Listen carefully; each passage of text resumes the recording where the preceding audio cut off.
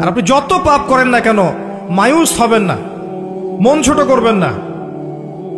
আপনার একটা সেজদা, যে সেজদা আপনি চোখের পানি ঢেলে দিয়েছেন আল্লাহর কাছে, যে আল্লাহ আমার ভুলগুলো তুমি মাফ করে দাও, আমার তওবা তুমি কবুল করো, ইনশাআল্লাহ দেখবেন ওই একটা সেজদা যদি কবুল হয়ে যায় আল্লাহ পাক আপনার সব গুনাহ মাফ করে দিবেন ইনশাআল্লাহ। নামাজটা ছাড়েন না, যত পাপ করছেন করেন, আমি বলি নামাজ ছাড়েন না। ইনশাআল্লাহ একদিন নামাজই আপনাকে পাপ থেকে বের করে আনবে ইনশাআল্লাহ। আর শয়তান আপনাকে হতাশ করতে চাইবে, শয়তান আপনাকে হতাশ করতে চাইবে যে তুই তো গার্লফ্রেন্ডের সাথে কথা বললি, রাতের বেলা পর্ন দেখলি, তুই তো ফ্রি মিক্সিং এ আছিস, তুই মাদক দ্রব্য খাচ্ছিস, তুই কাজে ফাঁকি মারিস, তুই ট্যাক্স আদায় করিস নাই, দুর্নীতি করছিস, তুই আবার নামাজ পড়বি কেন? শয়তান আপনাকে এগুলো বোঝাবে কিন্তু, যে নামাজ তো আমার শোভা পায় না, আমি তো অনেক পাপী মানুষ। এই ধোকায় পা দিবেন না। আপনি নামাজ কন্টিনিউ করতে থাকেন, ইনশাআল্লাহ আল্লাহ পাক আপনাকে পাপ থেকে বের করে আনবেন ইনশাআল্লাহ। ওই নামাজটা যদি ছেড়ে দেন তাহলে আর কোনো হাতিয়ার বাকি থাকবে না। আর আপনি যত পাপ করেন না কেন মায়ুস হবেন না, মন ছোট করবেন না।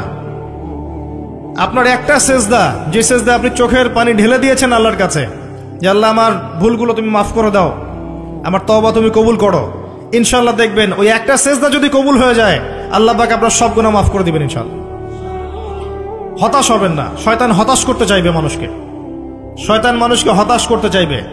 এমনকি আপনার যদি পাহাড়ের পরিমাণ ঋণ থাকে, ওই ঋণ শোধ করার ব্যবস্থা আল্লাহ পাক করে দিবেন ইনশাআল্লাহ তাআলা।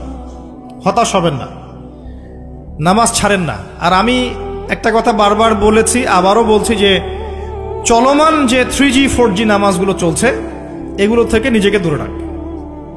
সব এখন ডিজিটাল, নামাজও ডিজিটাল।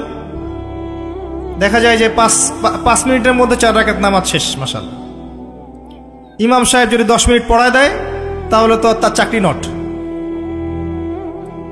বোঝেন না? এত তারা, আমার সময় নাই, আমরা ব্যস্ত মানুষ, এত সময় লাগে নামাজ পড়তে? ইমাম সাহেবকে বলছে, কমিটি ইমাম সাহেবকে চার্জ করছে, অথচ ইমামের উচিত তাদেরকে চার্জ করা। উল্টে গেছে এখন আর কি। ওইদিকে আসবো আমি।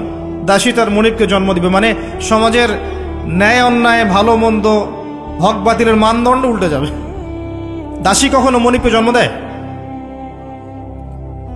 মানদণ্ড উল্টে যাবে।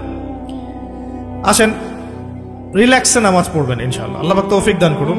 নামাজের মধ্যে যা পড়ছেন এটাকে বোঝার চেষ্টা করতে হবে অর্থটা, তখন দেখবেন নামাজে মনোযোগ বাড়বে ইনশাআল্লাহ। তার আগে অজুটাকে ভালো করে করবেন, তাড়াহুড়া করে অজু করবেন, রিল্যাক্সে অজু করেন, অজুর অঙ্গগুলোকে সুন্দর করে ধন। অজু পরিষ্কার হয় না, এই জন্য নামাজে মনোযোগ থাকে না।